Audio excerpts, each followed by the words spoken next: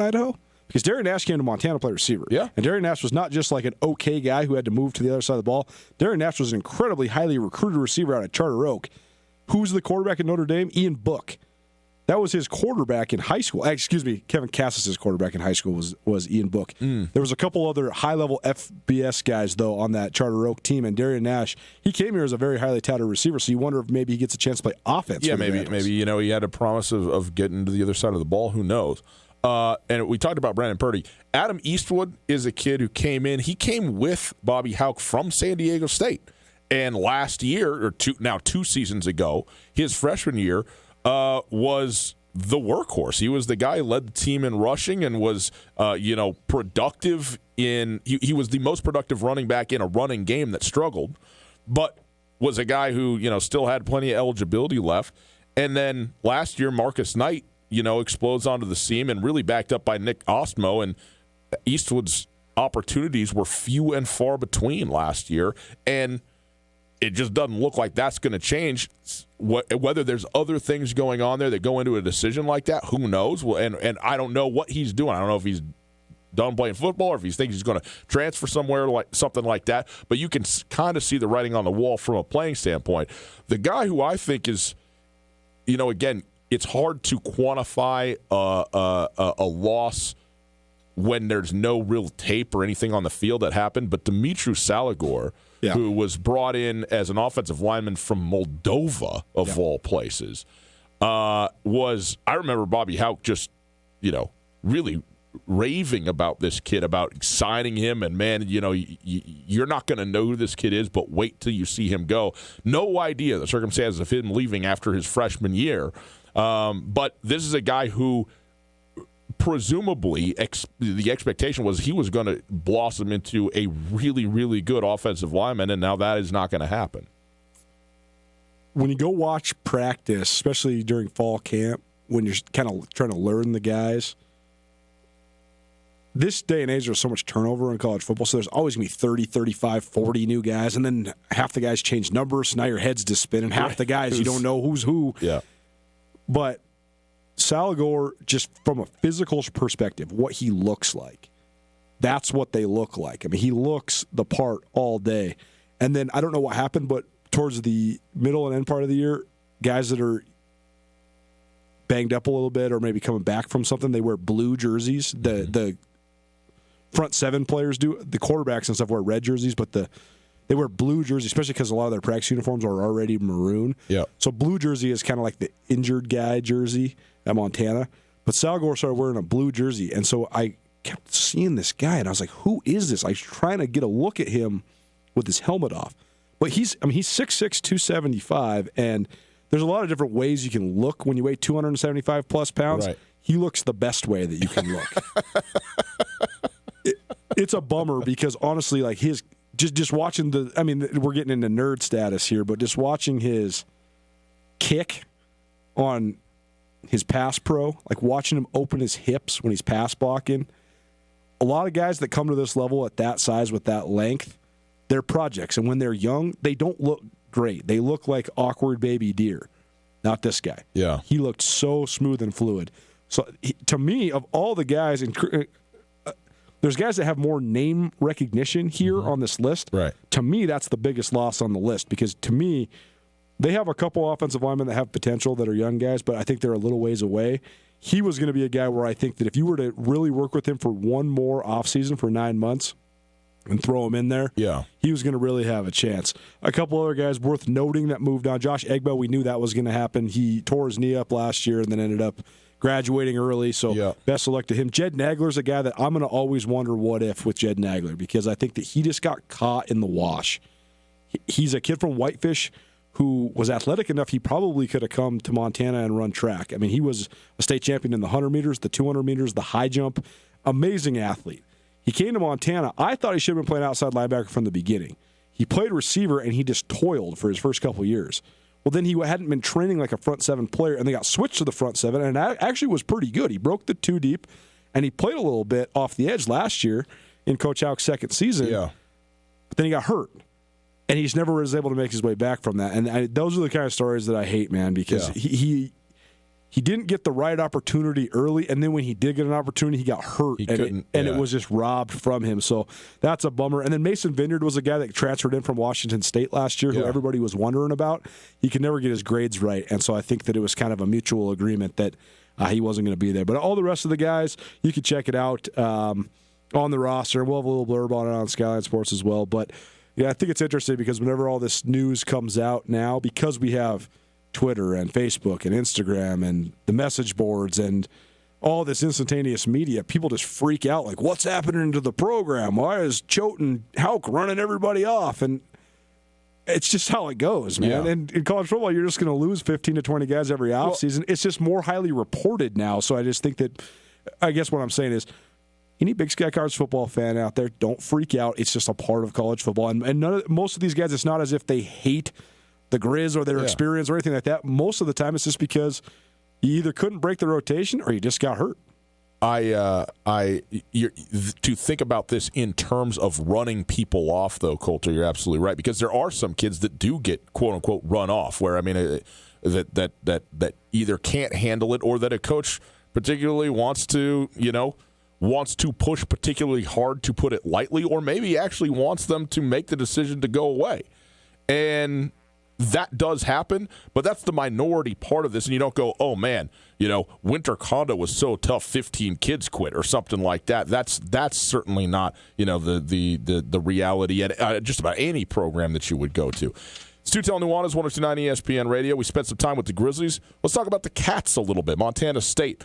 Their number one player coming back, certainly Troy Anderson, but who's number two? Because they have a lot to replace as well at MSU. We will get into that a little bit, right after this. This year marks the 16th annual Customer Appreciation Day at Grizzly Hackle and Fly Shop. The first Saturday in March every year, they kick off the fishing season celebrating the world's best customers. Since 1988, out on Rock Creek, they have been proudly serving the fly fishermen living in Missoula or traveling from all over the world to fish our great waters. It's their pride and joy to know that their customers have kept them in business for all these years. This year, the Customer Appreciation Day will be bigger than ever. They have a great lineup of companies that will be on hand to show off their gear and answer any questions you might have. Simms, Patagonia, Orvis, Winston Rods, Nautilus Reels, Dirty Fly Water Company, and Umpqua. Try out waders, cast rods, see new flies, or check out the latest and greatest in gear in the fly fishing industry. The best fly tyers in Montana will be on hand, showing you how to tie their favorite flies. Grand prizes and hourly giveaways from Simms, Patagonia, Yeti, Umpqua, Nautilus, Hatch, and more. Their entire store, 25% off. Don't miss out on this great day. Grizzly Hackle.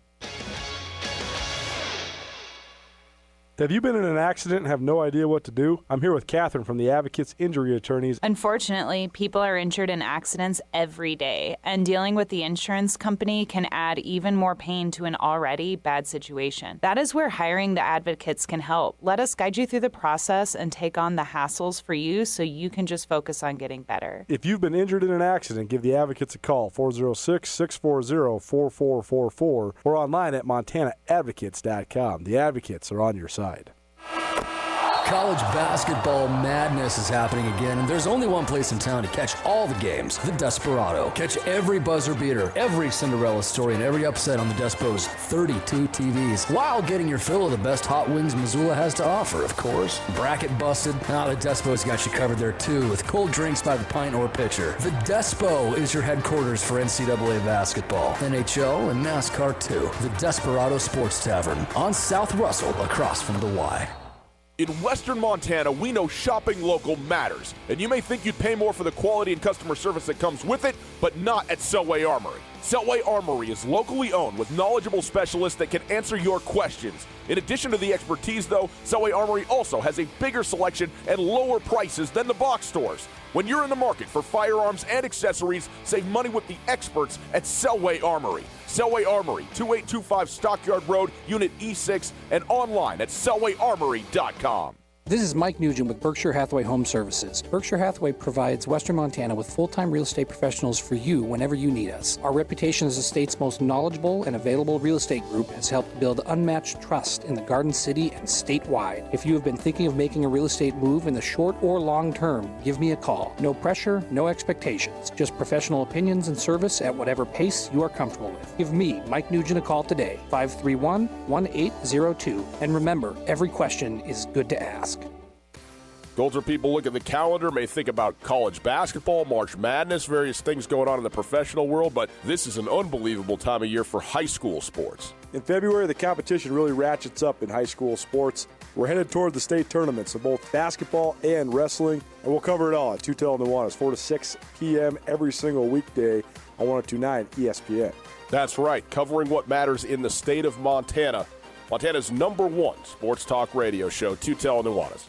Hey, Gus, you ever heard of Magic Johnson? Rings a bell. One of the greatest basketball superstars of all time played for a man named Judd Heathcote at Michigan State. And guess what? Judd Heathcote started his career at the University of Montana. Coulter, did you know that 2 former University of Montana head coaches have been head coaches in the NBA and 1 on Team USA? Isn't that amazing? And that's why we've created Grizz Greats, the Coaching Tree podcast. Get it wherever you get your podcast. Just search Grizz Greats. It's a phenomenal and historic podcast series proudly presented by Blackfoot Communications and Berkshire Hathaway Real Estate. ESPN Missoula Sports Center. Good afternoon, Ryan Tutel, Colter Nuanez. Here's some sports news for you. The Montana Grizzlies opened spring football on Monday. Bobby Hauck's Grizz embarked on their 3rd set of spring practices with the first of 15 sessions on Monday at Washington Grizzly Stadium. UM begins its first practice of 2020 looking to improve on last year's 10-win season that included a seed in the FCS playoffs, a postseason victory, and a trip to the quarterfinals. If the Grizz are to continue their desired return to dominance, they will have to replace a collection of key players, beginning with Buck Buchanan award-winning linebacker Dante Olson and captain of the team quarterback Dalton Sneed.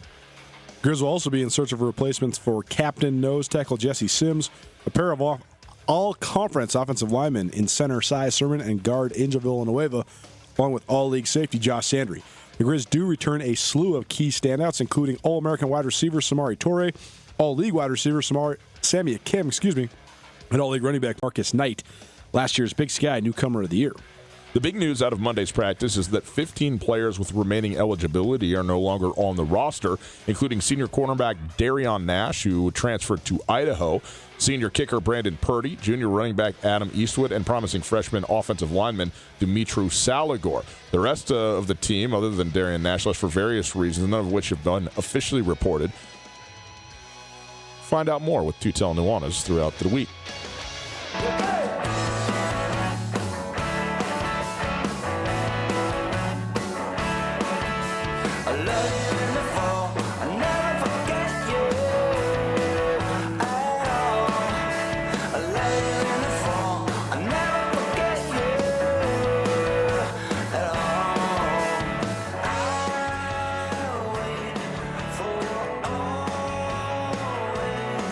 Who are the key returners for Montana State, team that went to the national semifinal a year ago in the FCS football playoffs? Well, let's see. It's Tutel Nuanez, 102.9 ESPN Radio.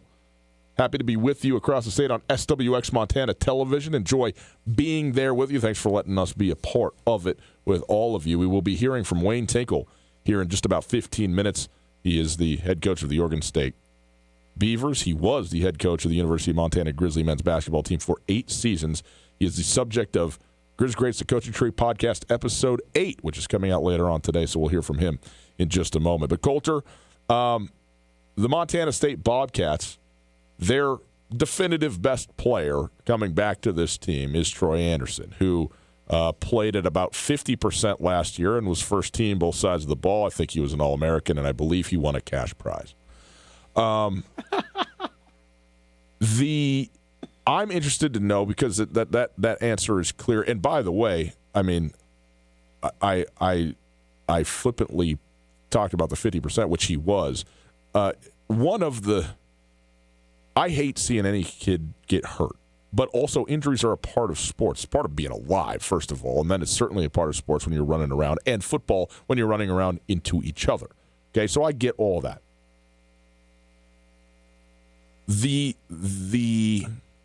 injuries that Troy Anderson suffered in the offseason and throughout the year last year were one of the biggest disappointments I've ever had covering sports because of what he is as a player and what he couldn't be last year as a result. Yeah, I mean, it was horrific to watch. I mean, don't you feel that you missed out on something special that you can never regain? You missed out on something special, but also when a guy just breaks his ankle, okay, that sucks. It's bad luck. He's going to be out. But now it's totally different than watching someone just get ground into dust. Yeah. Troy he had shoulder surgery last offseason. That was not fully healthy. But then as soon as he screwed up his ankle and then he kept playing on it, I don't know. I ranted about it last football season, but Choate had his comment where he was like, Troy Anderson has the same injury as Dalton Snead, but I'm not going to be the one to tell Troy Anderson he's not going to play. I get the notion of promoting toughness in your program, but at some point we got to help this guy out. Yeah. I mean, you can't just let this dude, he was a shell of himself by the end of the year, but also there's adults and there's kids in this situation, and Troy Anderson is a beast of a human, but he's still a kid. So he's got to help this guy out. Yeah. I mean, you can't just ride the pony until he's completely can't even move. I agree. I thought it was completely sad. I also thought it was crazy, though, how much attention Troy Anderson received. That part's not crazy. That's obvious why he would receive so much attention, both from opponents and in the media, just the interest that he has around the state. But, ironically, when he was removed from the equation, it's not as if they got better tangibly in terms of their talent on the field, but because this specific focal point was gone and because of they didn't have to then scheme up all these ways to what are we going to do with Troy? How are we going to bring him off the edge? How are we going to get him a carry? How are we going to manage his minutes, so to speak? Once that was gone, then they could just play ground and pound football and just whoop people's butts like they did down the stretch. And it was crazy because they were actually better after they shut him down. Yeah. So it was very disappointing to see how it all played out. And honestly, it was just it's a year lost. And now here we are. The kid was a flash in the pan, lightning in a bottle as a freshman of the year that played both ways. Wow, what's his potential going to be? What happens when he finally starts to develop at one position? Well, then he doesn't play either of the positions that he's supposed to play as a sophomore, and somehow, some way, wills the team all the way to the playoffs by playing quarterback of all positions. And then they go away from that and keep going round and around and playing them all over the place. Right. And now, all of a sudden, here we are, and this is it. He's got 1 year. Yeah. And it's just crazy how fast it goes. Stu Tell Nuanez, 102.9 ESPN Radio. So here's what I'm going to do, Coulter. I'm going to give you my second, third, and fourth most important players on Montana State, and you know these guys, you know this team better than I do, so I want you to tell me how close I am to being right and where I am not right, okay? Fourth most important to me, Munchie Filer. He comes back as a cornerback and holding down the secondary on this team that lost a couple of guys, notably Braden Conkle from the safety spot, and so I think he's a huge, huge piece to this. Third, Isaiah Ifanse. When he was out in the middle, they made do, but it was just so clear. I mean, he's such an unbelievable running back. I mean, he is an all-conference caliber running back and perhaps more heading into his junior season. If he's healthy and can be healthy, what he brings them in the run game, is really, truly irreplaceable. And then the third guy that I think is absolutely critical to this team on a team that lost a bunch of guys off of the offensive line is Lewis Kidd. He's my second most important player returning after Troy Anderson as, first of all, a giant guy, 6'6", 300-plus pound offensive lineman, and a guy who's absolutely gotten it done. That was the 100% strength of their team when you talk about the unit last season, was that offensive line and what they did. And he is the guy that needs to be, and he was great last year. Oh, I mean, he doesn't need to take, quote unquote, a step up or anything, but he's going to have much added responsibility being, the central veteran on which that group is going to hinge this year. So there you go. There's my top three after Troy.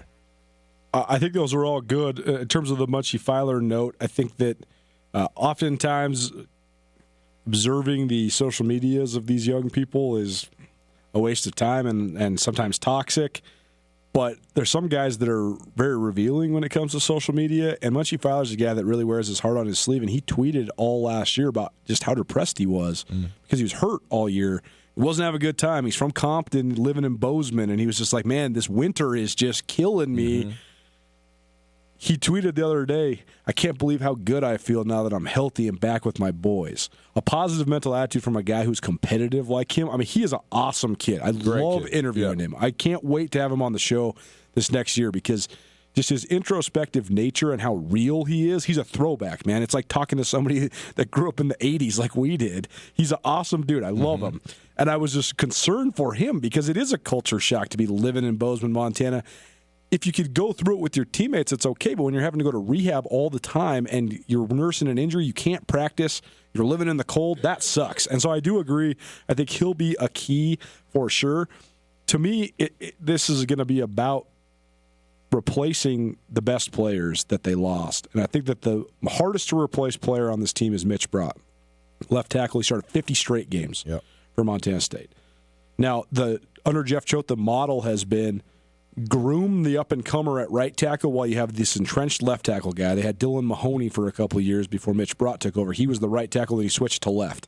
They've been doing that with Connor Wood. He's been the right tackle for 2 years now, but can Connor Wood play on the blind side? That's the biggest question to me because Connor Wood is a pure, in my mind, potentially even borderline NFL caliber power tackle. I don't think he has the athleticism to play the left tackle spot. Now, a lot of coaches this day and age will tell you that it doesn't matter. Right and left, everybody's playing just to the wide side of the field, so it doesn't really matter. You know, that whole notion of the blind side and compensating for the Lawrence Taylor. You're just standing there with your back to half the field all the time. Right, but doesn't happen. People are moving the pass rushers all around. Yeah. It's all about where the wide side of the field is. That's where the action is almost always going. That's where the positions are determined by. So who knows, but Connor Wood or whoever steps into that left tackle spot, that'll be big for Montana State. I think the second most irreplaceable player is Braden Conkle. Where do they find a safety to step up? And I do think that Wood has an inside track on being a good one. Safety is a little bit more muddy because they do have Luke May, who's been a depth guy, but has not necessarily risen to the occasion yet. They brought in Jeffrey Manning, who's a transfer from Oregon State, so I think he'll be big. But it's not just Conkle. They got to replace Jacquay Allen and JoJo Henderson, too. They played all three of those guys often, and they would play Conkle up in the box. Where are you at there? There's been a lot of speculation. Trey Anderson trying out at safety? Who knows? I don't know if that kid really needs to learn another position at this point, but considering what they have on their roster, to me, that's the point of biggest concern. And then you talk about the next guy that you need to replace, that's Bryce Stirk. Amandre Williams was an all-league guy last year at the buck end spot. That afforded Stirk the opportunity to move to the strong side. But how do you replace a guy who's one of the great physical freaks the Big Sky's seen in the last 10 years? I don't really know. They do have a stockpiling of defensive linemen because that's first and foremost what Joe puts a priority on in recruiting is the lines, offensive and defensive line. But I don't know if they have that twitchy top-level guy. They did bring in Tyson Regiball last year, who was a JC guy, and then they ended up playing him in 4 games but redshirted him, which I actually thought was a smart move considering. So they do have him. He looks the part. I'm not really sure if he's ready yet. Kyle Finch is a guy that's flashed. He's from Dillon, Montana. But I don't know if they have that next-level elite athlete there either. I love your pick of Afonso. I think him staying healthy is going to be key. I do think they're going to have some more depth there. They were trying to slow play Demarius Hosey last year. They ended up redshirting him. He's going to be a dude. That could be a great 1-2 punch with Afonso. I think that Afonso is way more of a power guy. Hosey's way more of a slick guy. And then Lewis Kidd, I think that I agree he's one of their best players, but he's one of the ones I'm the least concerned about because he's just been there. He's been the dude at the strong guard spot since he's a freshman. That's why I picked him because I think he's got to be the anchor, which he is on that offensive line that's going to have new faces on it now going into this season. Sutel Nuanez, 102.9 ESPN Radio. Fun time of year, man. March, get some spring ball, get some basketball going. It's great. Speaking of basketball, Grizz Greats, the Coaching Tree Podcast, Episode 8 coming out this evening with Wayne Tinkle. We got a little snippet of you to listen to a piece of the podcast with Coach Tinks right after this. The Advocates want you to remember that warmer weather means more people will be out and about. Remember, slow down in residential areas because kids will be riding their bikes or their scooters or walking their dogs or enjoying the sunshine. School's still in session, so watch for kids and make sure to obey school bus laws. If you're injured due to someone else's negligence, the Advocates can help. Speak with an experienced attorney for free. Call 640-4444 or chat with an attorney online 24/7 at MontanaAdvocates.com. You deserve an advocate. Hi there, it's Les Schwab Alignment and Brakes and Shocks and Wheels and Tires. Some tire places don't offer all that, but we do to help keep you safe. And during the Les Schwab Spring Tire Sale, save up to $110 on a set of 4 select tires. Stop by or book an appointment at leschwab.com. Les Schwab Tires, doing the right thing since 1952. Limited time offer while supplies last. Actual discount amount depends on tire size and type. Cannot be combined with other offers. Details at leschwab.com. In Western Montana, we know shopping local matters, and you may think you'd pay more for the quality and customer service that comes with it, but not at Selway Armory. Selway Armory is locally owned with knowledgeable specialists that can answer your questions. In addition to the expertise, though, Selway Armory also has a bigger selection and lower prices than the box stores. When you're in the market for firearms and accessories, save money with the experts at Selway Armory. Selway Armory, 2825 Stockyard Road, Unit E6, and online at selwayarmory.com. This is Mike Nugent with Berkshire Hathaway Home Services. Berkshire Hathaway provides Western Montana with full-time real estate professionals for you whenever you need us. Our reputation as the state's most knowledgeable and available real estate group has helped build unmatched trust in the Garden City and statewide. If you have been thinking of making a real estate move in the short or long term, give me a call. No pressure, no expectations. Just professional opinions and service at whatever pace you are comfortable with. Give me, Mike Nugent, a call today, 531-1802. And remember, every question is good to ask. Grizz Greats, the Coaching Tree Podcast, Episode 7 is out now, featuring a University of Montana legend, Larry Krystowiak. Coulter, Coach Krystowiak had one of the great playing careers at the University of Montana and then returned to his alma mater to be the head coach for 2 seasons in 04 and 05 and 05 and 06, went to the NC2A tournament both seasons, and in his second and final season at UM, they became the last team in the Big Sky Conference to win an NC2A tournament game. We call this the Grizz Greats, and he is one of the greatest Grizz of them all. Larry Krystowiak, an in-state product who went to high school in Missoula, was the only 3-time MVP in the history of Montana basketball and the only player to ever score 2,000 points and grab 1,000 rebounds in his decorated career. A phenomenal career for Larry Krystowiak that continues to this day at the University of Utah. Just search Grizz Greats wherever you get your podcasts. Subscribe and enjoy the entire series of Grizz Greats, available thanks to Blackfoot Communications, Stockman's Bar, and Berkshire Hathaway Real Estate. Tutel and Nuanez on 102.9 ESPN Radio for Missoula.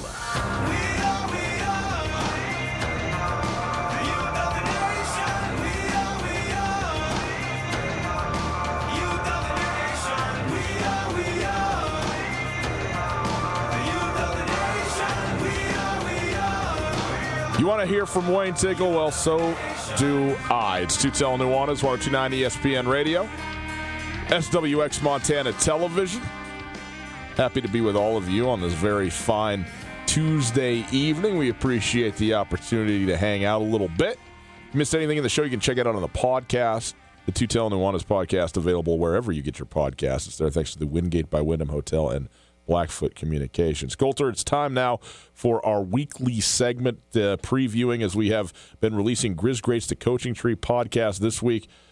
Wayne Tinkle, a guy who is certainly beloved around Western Montana, really anywhere he's ever been, which is basically everywhere. I mean, this is a guy who is from the state of Washington, from Spokane, came to play for the University of Montana as a player, went on to a huge professional career spanning over a decade, both in the United States and internationally. I mean, show me a country that Wayne Tinkle in, Western Central Europe, whatever, hasn't been to, played in, and whatnot. And what a life for his kids, his wife, his children. And he tells stories about this in the podcast, which is great. But this is was such a fun conversation. And now then coming back and being an assistant coach for 3 different coaches before being the head coach himself at the University of Montana, and obviously going on to where he is now at Oregon State. I mean, he had direct contact by playing with for Mike Montgomery and Stu Morrill. Yep. Blaine Taylor as an assistant, under Stu Morrill. And then he coached under Don Holst, Pat Kennedy, and Larry Krzysztofiak, and then became the head coach himself. So he has actually directly interacted from a playing and or coaching perspective with as many, if not more, than all these guys. It's probably Blaine Taylor and Wayne Tinkle that have had the most crossover in terms of true contact. So that part in itself is fascinating. And then you mentioned, I mean, he spent 20 years of his life basically in Missoula, even though he's not from here. Then also has lived all over the world. A guy that's lived in everywhere from Topeka, Kansas, to Rapid City, Michigan, to Belgium, Sweden, Spain, Italy, Greece, Grenada, and then back to Las Vegas before he finally hung him up as a player, and now living out in Corvallis, Oregon. And I'd known Coach Tinkle for a long time, and it's like I said in the podcast, you know, I only ever thought of him as Mr. Tinkle, not Coach Tinkle, when I was a kid, because my brother is really good friends with his oldest daughter, Jocelyn. And so, you know, I always knew that he had basketball background. How could you not when you're 6'11" like he is? But he's the nicest guy in the world, and he was always so good to me, even as I transitioned from just being the neighbor kid to a guy that was reporting on his program. But I love Coach Tinkle, and he is a great ambassador for the University of Montana, even though he's not here anymore, and I know he takes a lot of pride in his alma mater. The Grizz Grace Coaching Tree podcast is brought to us by Mike Bryan, Gary Bryan, and Mike Nugent at Berkshire Hathaway Real Estate. Go check them out. Also by Stockman's Bar, proud supporters of Grizzly Men's Hoops for over 50 years, and by Blackfoot Communications. Blackfoot is building a high-capacity fiber network to connect businesses and homes to the world. Visit goblackfoot.com for more information. Now a little snippet from Grizz Grace Coaching Tree podcast coming out later on this evening. Wayne Tinkle. What was the biggest challenge when you first became a head coach? Do you remember anything specific that was such a difference that maybe you didn't expect?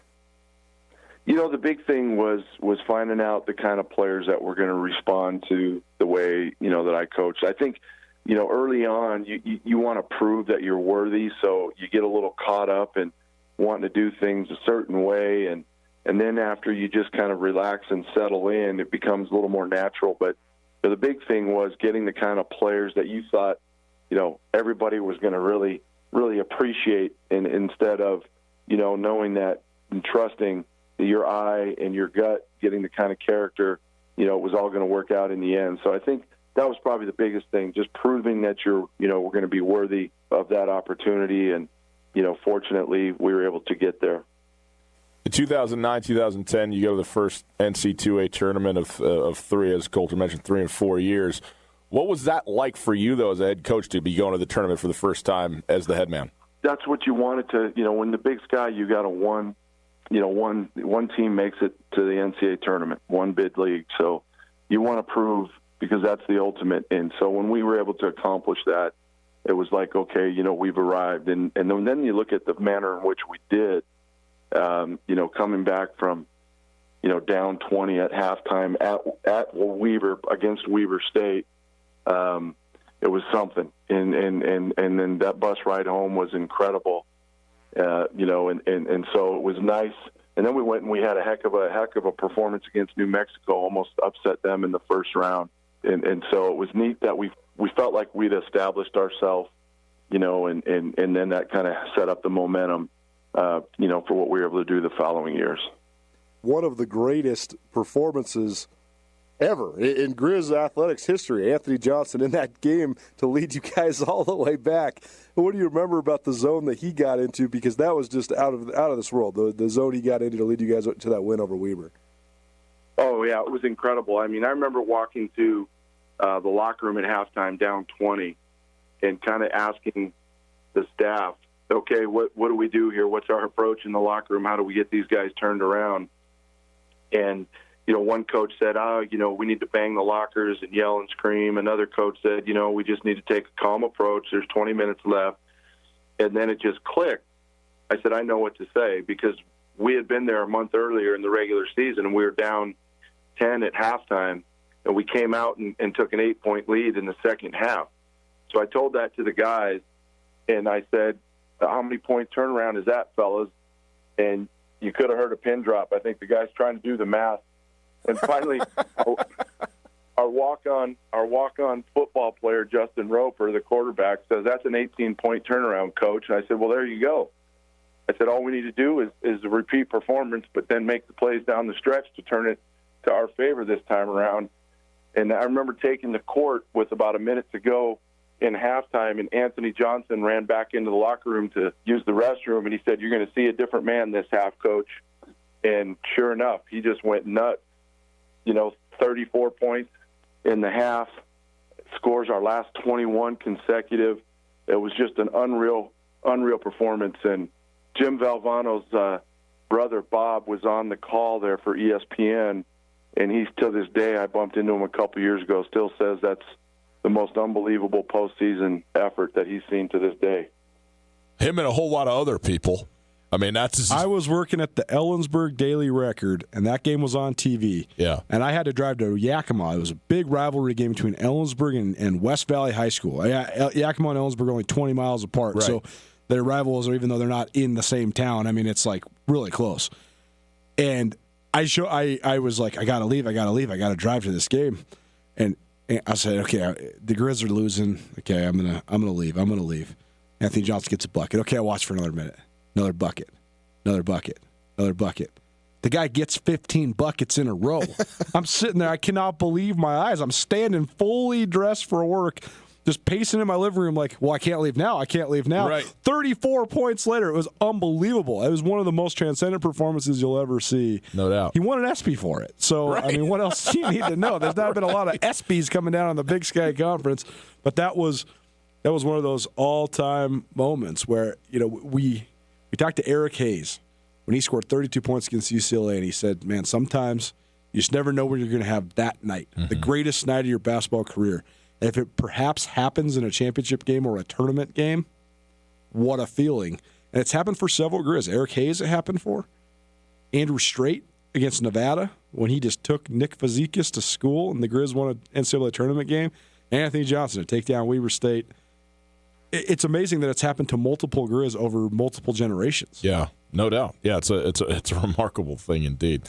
Grizz Greats, the Coaching Tree podcast, episode 8, coming out this evening with Wayne Tinkle, is brought to us again by Berkshire Hathaway Real Estate and the Mike Bryan, Gary Bryan, and Mike Nugent of the Berkshire Hathaway Real Estate team down there. Also, Stockman's Bar. Stockman's Bar, been in business for over 50 years and supporting Montana men's basketball all the way through, and by Blackfoot Communications. Blackfoot is building a high-capacity fiber network to connect businesses and homes to the world. Visit goblackfoot.com for more information. If you're looking for Grizz Greats, the Coaching Tree podcast, just go to your favorite podcasting sites and search Grizz Greats. It's very easy.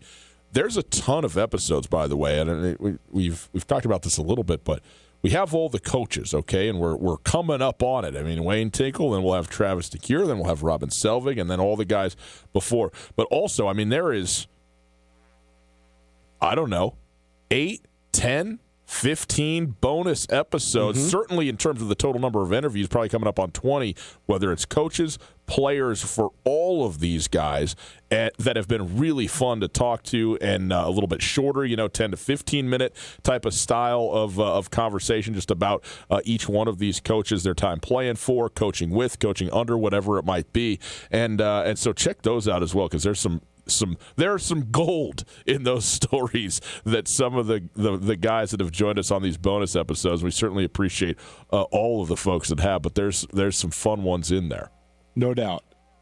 Always fun to catch up with these guys, and it's just funny to listen to guys reminisce now, because these guys, at the same time, it was a long time ago, and they're not old men, but it was a different lifetime. Totally. And it will be fun to continue to share those.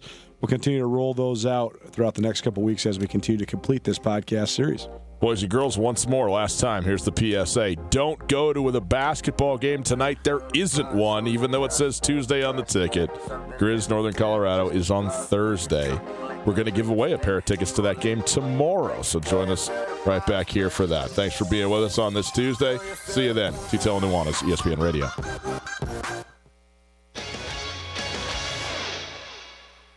Hey, Gus, you ever heard of Magic Johnson? Rings a bell. One of the greatest basketball superstars of all time.